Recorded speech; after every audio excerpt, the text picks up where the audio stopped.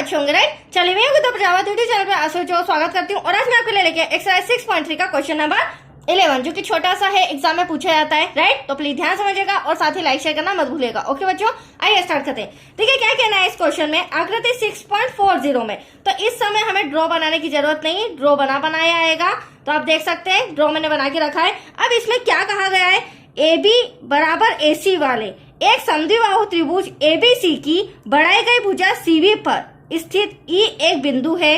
यदि एडी लंब है बीसी पर, ये लंब का साइन होता है, और ईएफ लंब है एसी पर, तो सिद्ध कीजिए त्रिभुज एबीडी समरूप है त्रिभुज ईसीएफ के। तो ये हमें प्रूफ करके बताना है, सिद्ध करके बताना है, राइट। चलिए अब इसे ड्रॉ में समझ लेते हैं बच्चों। सबसे पहले तो ए बी सी हमारा एक समद्विबाहु त्रिभुज है। अब समद्विबाहु त्रिभुज क्या होता है, जिसकी दो भुजाएं आपस में बराबर होती है, जो कि हमें दे भी रखा है। हमें दे रखा है ए बी बराबर है ए सी के, राइट। तो त्रिभुज ए बी सी समद्विबाहु त्रिभुज है जिसकी ए बी बराबर है ए सी के, दो भुजाएं। अब ए बी सी की बढ़ाई गई भुजा पर बीसी पर स्थित सीबी पर स्थित, मतलब ये जो सीबी रेखा है, भुजा है, इसको बढ़ाते हुए एक बिंदु ई आपके सामने बनाया गया है, राइट। अब क्या कहा गया है, ये ई बिंदु बनाने के बाद एडी लंब है बीसी रेखा पर। तो ये जो एडी आपको लंब नजर आ रहा है, लंब हमेशा 90 डिग्री का होता है, मतलब कि यहाँ पर डी 90 डिग्री का एंगल बना रहा है। तो एडी लंब है बीसी रेखा पर।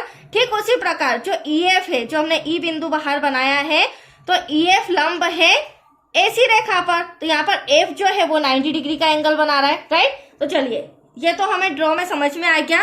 अब हमें जो दिया है, जो सिद्ध करना है, वो हम रिटर्न कर लेते हैं। तो देखिए त्रिभुज ए बी सी में ए बी सी हम लिखेंगे ए बी सी एक समद्विबाहु त्रिभुज है जिसकी भुजा ए बी बराबर है ए सी के, भुजा ए बी बराबर है ए सी के, राइट। अब जब ये दोनों भुजाएं आपस में बराबर है, तो हमने छोटी क्लासेस में पढ़ा था बच्चों, समद्विबाहु त्रिभुज की जब दो भुजाएं आपस में बराबर होती है तो इनके जो संगत कोण है वो भी क्या होते हैं, आपस में बराबर होते हैं। मतलब कि एंगल बी बराबर है एंगल सी के, इसीलिए जब ये दो भुजाएं आपस में बराबर है, इसीलिए एंगल बी बराबर है एंगल सी के। इसे फिलहाल मैं इक्वेशन नंबर फर्स्ट दे रही हूँ, राइट। अब सिद्ध करना है, क्या सिद्ध करना है वो हम रिटर्न कर लेते हैं, फिर आगे सॉल्व करेंगे। तो सिद्ध करना है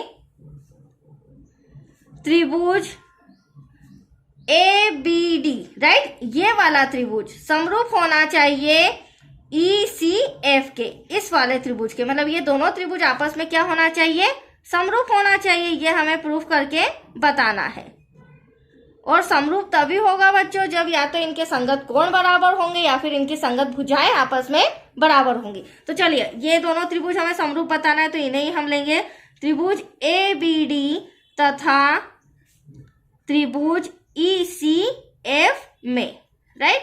अब देखिए ड्रॉ में आ जाइए। इन दोनों त्रिभुज में सबसे पहले तो आपको नजर आ रहा होगा, अगर मैं ए बी डी की बात करूं, ठीक है, तो डी हमें 90 डिग्री का नजर आ रहा है, तो इसे हम इस तरह भी लिख सकते हैं, कोण ए डी बी, क्योंकि डी हमारा 90 डिग्री का, तो इसे बीच में ले लेंगे।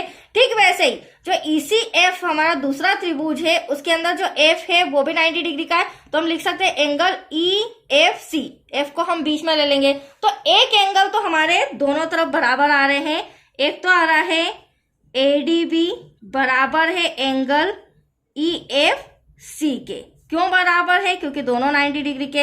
हाँ, आप चाहे तो एंगल डी और एंगल एफ भी लिख सकते हैं, एज यू विश। अब देखिए ये 90 डिग्री के हैं, तो ये हमें क्या है, सम के अंदर दिया गया है, तो ब्रैकेट में जरूर लिखना, ठीक है बच्चों। अब सेकेंड पॉइंट, अगर मैं त्रिभुज ए बी डी की बात करूं, तो यहाँ पर एंगल बी, राइट, बराबर है किसके, एंगल सी के। और एंगल सी हमारा कहाँ आ रहा है, त्रिभुज ECF में। मैंने पहले ही आपको बता दिया था, जब दो भुजाएं समद्विबाहु त्रिभुज की बराबर होती है तो इनके संगत कोण भी आपस में बराबर होते हैं। तो ABD में एंगल बी बराबर है ECF के एंगल सी के, समीकरण 1 से, राइट बच्चों।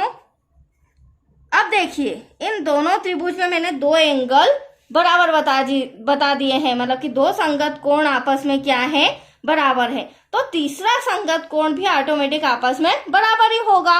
और जब कोण आपस में बराबर आ रहे हैं, दोनों त्रिभुजों में संगत कोण आपस में बराबर आ रहे हैं, तो यहाँ पर कौन सी समरूपता कसौटी लगेगी, कोण कोण समरूपता कसौटी से। अतः कोण कोण समरूपता कसौटी से जो हमारा त्रिभुज एबीडी है, एडीबी सॉरी, वह समरूप है त्रिभुज एबीडी हो सकता है बोलने में थोड़ा सा मिस्टेक हो जाती, लिखने में हो जाती, त्रिभुज एबीडी समरूप है त्रिभुज ईसीएफ के, राइट। तो यहाँ लिख देती हूँ त्रिभुज ईसीएफ के इति सिद्धम, यही सिद्ध करना था बच्चों हमें, दैट्स योर आंसर। चलिए छोटा सा सम था, कंप्लीट हो चुका है, तो आज के लिए इतना ही। नेक्स्ट वीडियो मिलेगा बच्चों क्वेश्चन 12 से रिलेटेड। ओके, थैंक यू बच्चों।